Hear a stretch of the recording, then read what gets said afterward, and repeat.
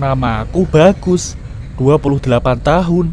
Kisah ini terjadi 3 tahun yang lalu ketika aku memulai karir baru sebagai auditor di PTPN di kawasan perkebunan teh di sebuah kota.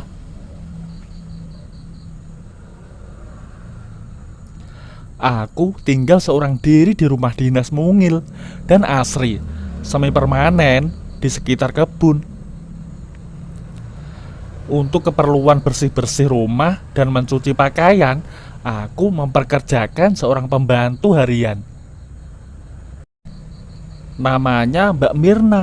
Wanita ini umurnya sekitar 38 tahun, tinggi badan 163 dan badannya agak sedikit gemuk.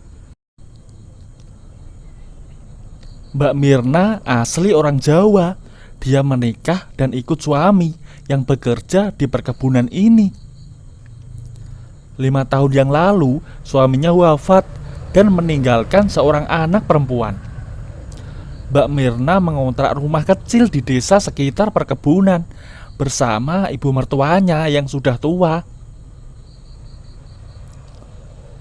5 bulan Mbak Mirna melayani keperluanku dengan baik, meski agak pendiam.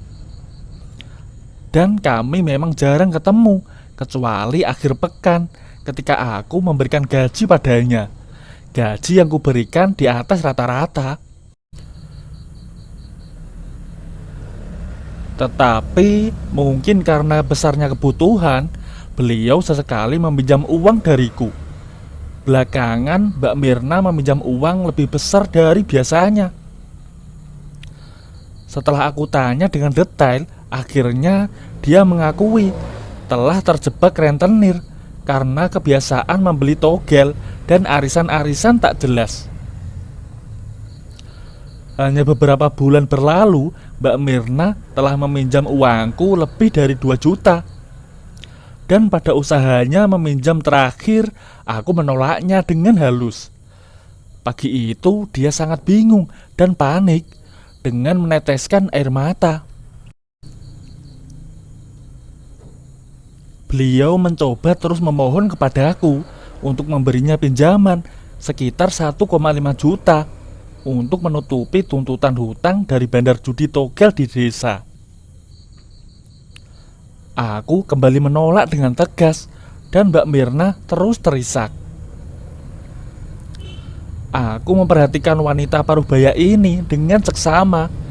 Wajahnya seperti kebanyakan wanita Jawa pada umumnya. Tidak cantik, tapi aku akui masih terlihat lebih muda dari umurnya. Dan sebenarnya selama ini juga aku sesekali meliriknya. Semalam aku dan beberapa temanku sempat iseng nonton film sambil makan sate kambing dan membeli beberapa minuman. Pagi itu terasa akumulasinya, kesadaranku belum begitu pulih. Aku mencoba menepis pikiranku itu. Bagaimanapun itu bukan diriku yang sebenarnya. Mbak Mirna ini sebenarnya jauh dari tipe wanita yang aku inginkan. Dan juga aku takut dengan akibat yang akan terjadi. Bagaimana kalau nanti di kemudian hari kenekatanku akan berbalik menjadi bencana untuk diriku dan karirku?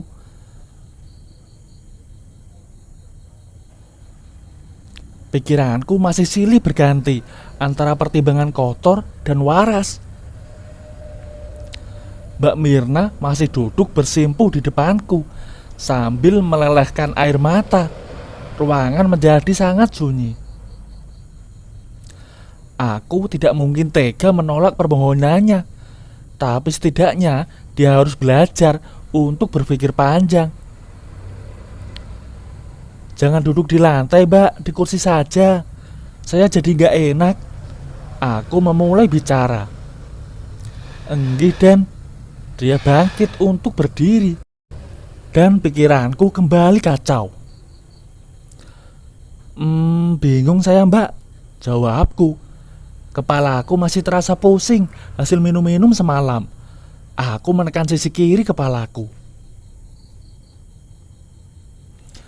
Kenapa Den? Pusing ya? Tanya Mbak Mirna. Iya, semalam begadang sama teman-teman, jawabku. Mbak ambilin air putih sebentar Den, serunya sambil segera berlalu ke dapur. Sekelebat aku masih sempat melihatnya melangkah pelan.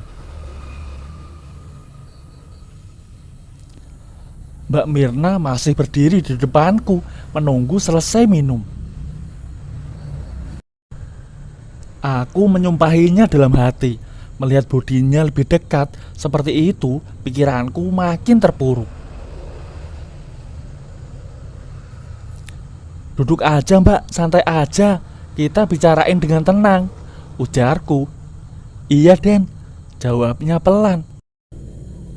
Apa nggak kebanyakan Mbak mau pinjam segitu? Terus terang saya keberatan. Kayaknya yang kemarin-kemarin sudah cukup, ujarku memulai kembali pembicaraan. Sebenarnya utangnya 1.700.000 Den, tapi Mbak nambahin pakai simpanan di rumah. Tolong banget Den.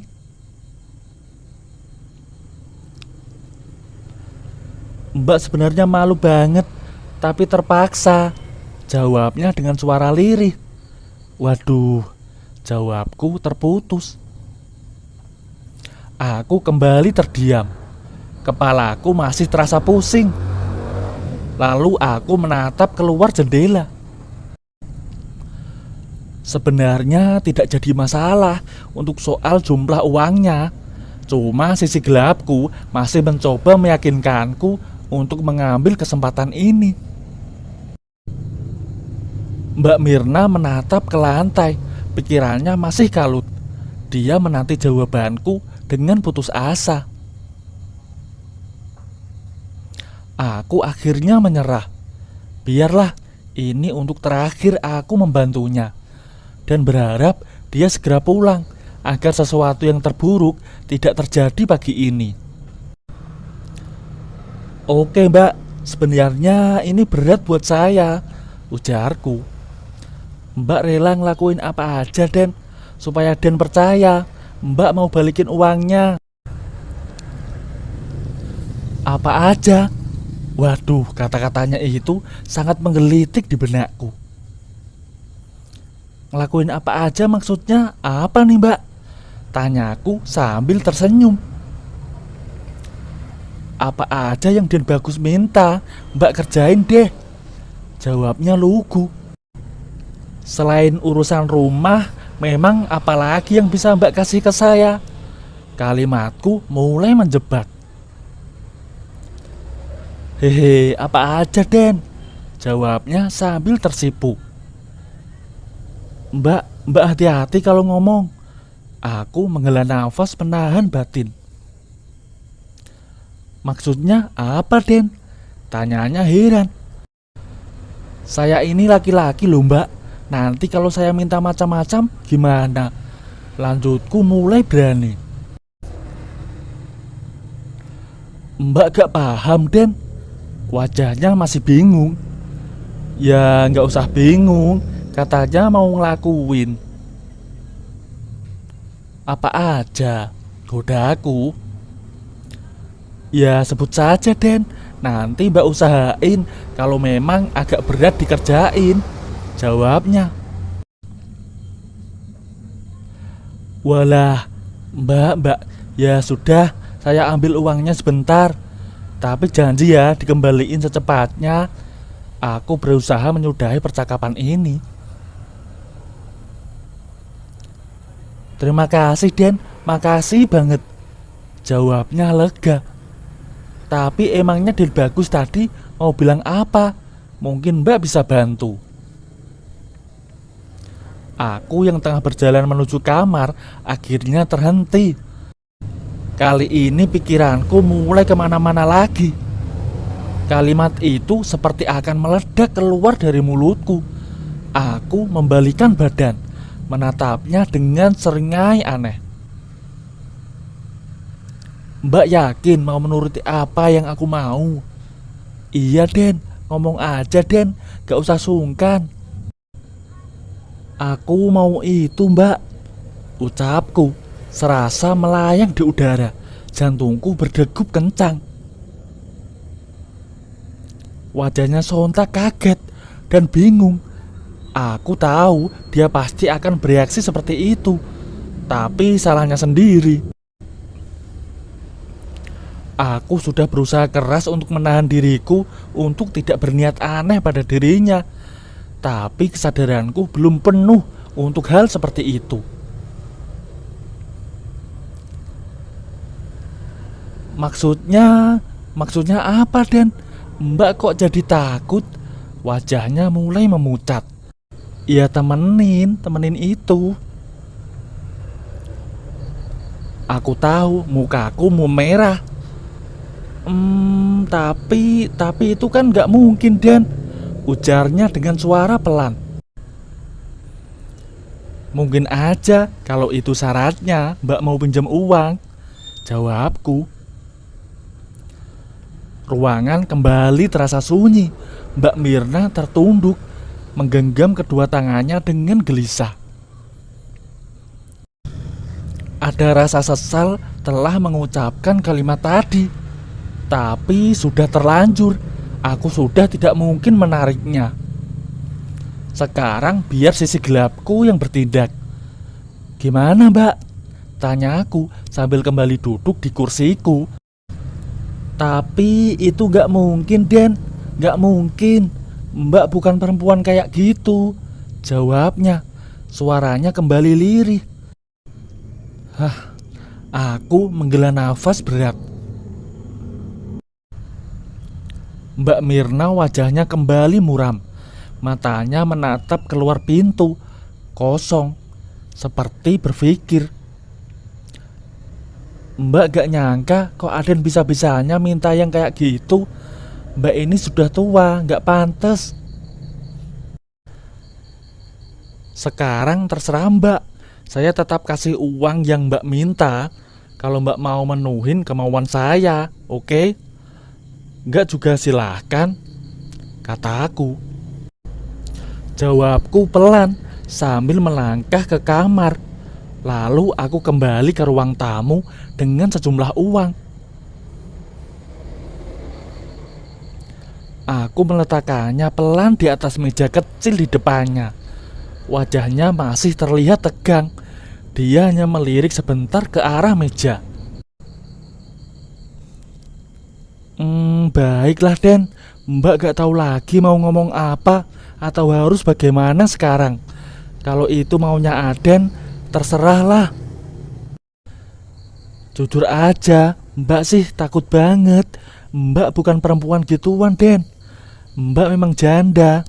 Tapi sudahlah Mbak, kalau memang bersedia, sekarang saya tunggu. Kalau keberatan, silahkan ambil uangnya dan segera pulang, ujarku tegas. Kemudian aku bangkit berdiri dan melangkah ke kamarku. Aku pun dilanda pikiran yang tak karuan.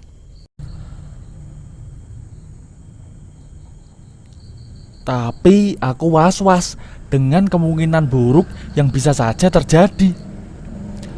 Tak butuh beberapa menit menunggu, Mbak Mirna melangkah masuk sambil tertunduk. Apa Mbak yakin mau melakukan ini? Tanya aku. Sekarang terserah Aden saja. Dan akhirnya semua itu terjadi. Meski semuanya sudah terjadi, namun aku merasa menyesal atas apa yang aku perbuat. Gimana menurut kalian? Apa yang harus aku lakukan selanjutnya? Tulis komentar kalian di bawah dong.